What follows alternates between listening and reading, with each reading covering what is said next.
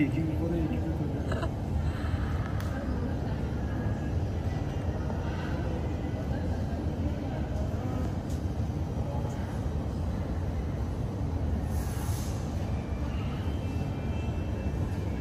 بفرمایید. بچه ها دارن آجیل میخورن. اینقدر این کاسهشون خوشمزه است. کاش به ما میداد. بفرمایید بیاین. این دوتا میخورن همه رو با. بیاین. بیاین شما بخورین. بفرمایید. برای اون کاسه گذاشته.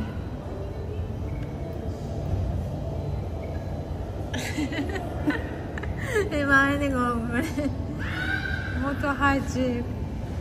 نوشی جون.